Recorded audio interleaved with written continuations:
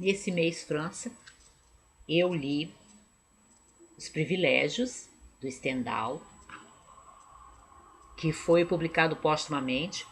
Ele escreveu por volta de 1840, está até datado o texto dele, né, o manuscrito, mas foi publicado mais de 40 anos depois. E eu até fiquei pensando se não seria parte de uma obra maior, já que o próprio Stendhal não publicou essa obra. Foi publicado muito tempo depois dele ter falecido. E o que são os privilégios? São alguns, algumas afirmações, né? São vários,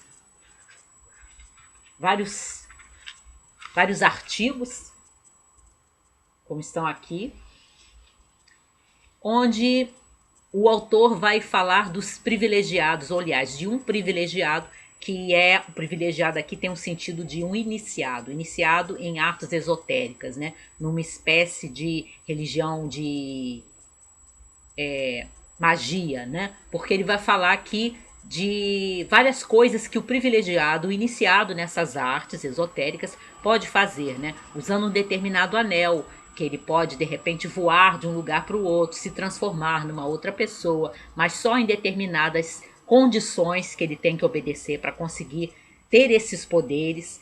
E aí, todos esses artigos vão falando desses privilégios do iniciado, daí esse título.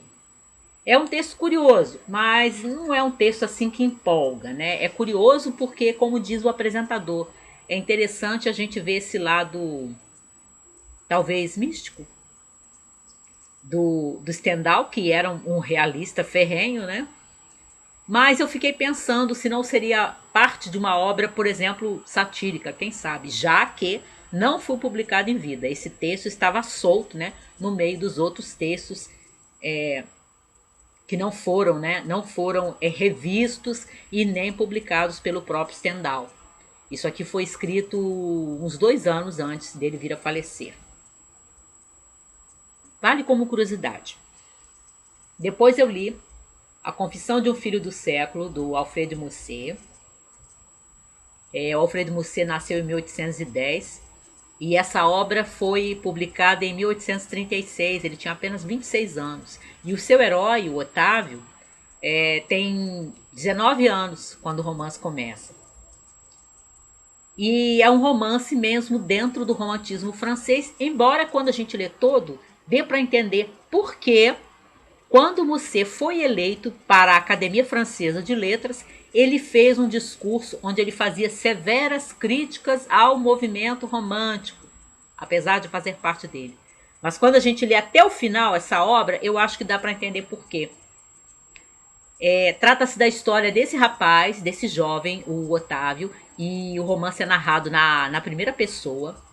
Parece ter alguma coisa de autobiografia disfarçada aqui, né? Mas disfarçada mesmo, porque alguns eventos que ele narra como tendo acontecido com o Otávio, né? Inclusive o seu desfecho, não são coisas comprovadas da vida do próprio Musset, mas os estudiosos dizem que tem elementos da vida, da experiência do próprio Musset aqui. E quando o Otávio passa por uma grande desilusão amorosa, quando ele descobre que a mulher que ele amava muito era uma mulher sem escrúpulos mesmo, ele se retira, ele fica arrasado, ele passa algum tempo assim muito muito apático, né? Muito sem interesse pela vida, inclusive doente. Aí ele sofre uma espécie de tratamento de choque por alguns amigos que o ficam aconselhando a assumir aquela atitude de desapego e de deboche, né? De não acreditar em mais nada. E aí o autor, né, vai falar pelos lábios do Otávio que esse é o mal do século, né? A desesperança, o deboche, né? Não acreditar em nada, não ter sentimentos profundos por nada. Até que o Otávio se apaixona de novo, só que aí a segunda mulher pela qual ele se apaixona, que era uma mulher que merece toda a estima dele, todo o respeito dele, ele vai acabar maltratando porque o fantasma do ciúme começa a atormentá-lo, que não deixa de ser um fantasma, né, daquilo tudo que ele havia sofrido com a primeira mulher da vida dele. E esse tema, para quem já leu muitos as Sabrinas e as Júlias da vida, como eu li no meu tempo, há muitos anos atrás, na minha juventude, é bem conhecido, né? do herói que é aquele homem, que ele tem uma grande desilusão amorosa, né? Ele é maltratado por uma mulher do passado dele, e aí no grosso do romance, quando ele conhece a heroína da história, que é uma jovem virtuosa e tudo, ele vai descontar nessa mulher tudo aquilo que ele passou com a primeira. E a segunda não tem culpa nenhuma, né? Mas ela vai pagar pelo pato, como se diz. E esse é o tema de vários Júlias e Sabrinas da vida. Quem já leu algum sabe que esse tema é o zero e vezeiro, né? É costumeiro aparecer no gênero, nesses tipos de livro. E é isso que a gente tem aqui, a grosso modo, em A Confissão de um Filho do Século. Só que o Musset tem muito mais arte na sua escrita, né? A escrita dele é maravilhosa. E quando a gente chega no final, e aí eu acho que dá para entender a crítica do Musset no discurso da Academia Francesa, né, contra o romantismo, a gente vê que ele narrou todo o livro na primeira pessoa, do singular. Quando chega na última cena do livro, a narrativa é feita em terceira pessoa. E o desfecho, que é essa última cena narrada em terceira pessoa, é um desfecho que não é romântico. Não é romântico. Quem conhece os desfechos desse tipo de história dentro do romantismo, né, os romances românticos, sabe que o desfecho desse livro não é romântico. Então, esse final me pareceu que é um adeus à subjetividade, àquela interioridade, muitas vezes até um pouco mórbida, né? Que uma faceta do romantismo tem, né? Que a subjetividade fica até meio doentia. Basta a gente lembrar, por exemplo, de Sofrimentos do Jovem Werther, do Goethe, que também é uma narrativa toda feita na primeira pessoa e quem leu sabe como é que termina. E aqui a gente tem esse desfecho já narrado na terceira pessoa, em que o narrador está falando do Otávio como se o Otávio fosse um ele, né? E não como se fosse ele mesmo. E aquilo que acontece nessa última cena não é uma conclusão romântica, é uma conclusão moderna. Muito bom, muito bom. Embora, como o tema é esse que eu estou falando, né? Lá pelo meio a gente fica com vontade de esganar o Otávio.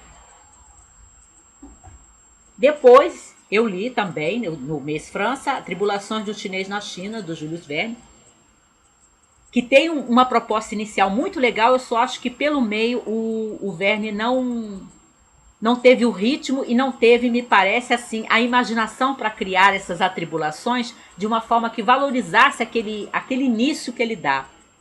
Que logo no início o herói do livro, que é um chinês jovem assim, de muito boa situação, né, muito rico, que é o Kin Fo, ele está dando uma recepção para os seus amigos, o que inclui até um amigo de família, que é o Sr. Wang, que é um filósofo, para informar que ele vai se casar, né? Mas ele é aquele tipo de pessoa que não se entusiasma com nada, né?